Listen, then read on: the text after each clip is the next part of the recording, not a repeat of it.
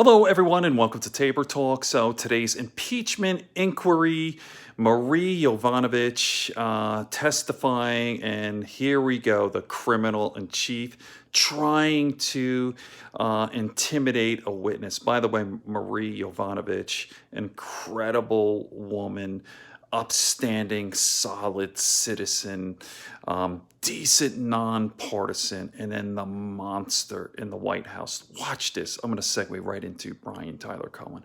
You are the beginning of this story. You're not the end of it, but nonetheless, the beginning is important because the beginning of the story is an effort to get you out of the way, an effort by Rudy Giuliani and Fruman and Parnas and corrupt Ukrainians like Lutsenko to get you out of the way because they felt you were an impediment to these political investigations the president so desperately wanted.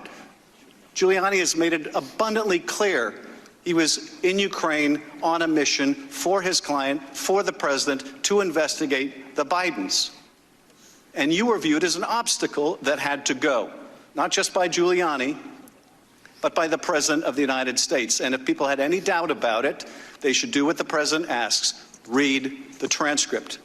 And what they'll see in that transcript is the President praises the corrupt. He praises the corrupt, Lutsenko. He condemns the just, you. And then he asks for an investigation of the Bidens. There is no camouflaging that corrupt intent.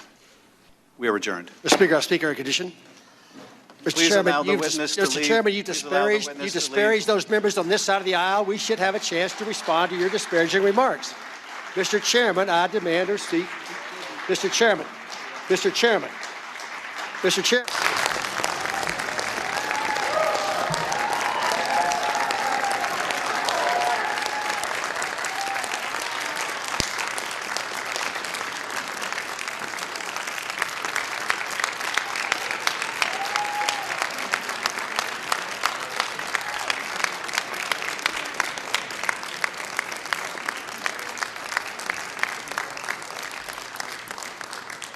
This is the audience's reaction in the aftermath of former Ukraine Ambassador Marie Yovanovitch's testimony at Trump's impeachment hearings. And in case there was any doubt, it's not often, if ever, that a witness receives a standing ovation from the crowd after a House Intelligence Committee hearing. And yet that she did bodes poorly for Trump, considering her testimony conveyed a lifelong, dedicated diplomat who was unfairly and corruptly removed from her post as the ambassador to Ukraine because she wasn't receptive to the Trump administration's efforts to launch a corrupt extortion scheme.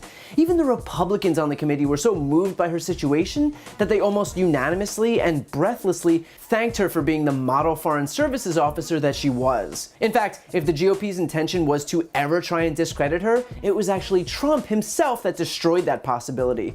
During the hearing, he took to Twitter, writing, "Everywhere Marie Yovanovitch went turned bad. She started off in Somalia, how did that go? Then fast forward to Ukraine, where the new Ukrainian president spoke unfavorably about her in my second phone call with him. It is a US president's absolute right to appoint ambassadors. They call it serving at the pleasure of the president." To which Yovanovitch replied that such a tweet is, quote, very intimidating. Ambassador, you've shown the courage to come forward today and testify. Notwithstanding the fact you were urged by the White House or State Department not to, notwithstanding the fact that, as you testified earlier, the president implicitly threatened you in that call record, and now the president in real time is attacking you. What effect do you think that has on other witnesses' willingness to come forward and expose wrongdoing? Well, it's very intimidating. It's designed to intimidate, is it not? I mean, I can't speak to what the president is trying to do, but I think the effect is to be intimidating. Well, I want to let you know, Ambassador, that some of us here take witness intimidation very, very seriously. The point being that it's really hard to defend a president and claim he's not committing crimes as he is committing crimes in real time. And rest assured, witness intimidation and witness tampering are crimes. I know that Trump is under the impression that if you do it in broad daylight, then it must be okay, but I'm pretty sure the statute's legality doesn't depend on whether the sun is out or not. Of course, that's not to say that some Republicans didn't try to defend Trump anyway. There were a number of dutiful soldiers performing for an audience of one, including the Republican lawmaker at the end shouting some parliamentary inquiry into the void before being drowned out by the applause for the witness. And if ever there was a better metaphor for this entire hearing, you'd be hard-pressed to find it. The only thing that those Republicans who tried to discredit Marie Yovanovitch accomplished is putting themselves on record opposing a decent, nonpartisan diplomat, someone who has dedicated and nearly sacrificed her life in service of this country, who has served under both Democratic and Republican administrations, who's done the right thing on the international stage and received praise and awards for it. And for what? To defend a president whose corruption is known as clear as day? A guy who released his own summary of a call in which he asked the leader of a foreign country for the favor of an investigation into his top political opponent? A guy who withheld millions of dollars of desperately needed military aid until that favor was granted?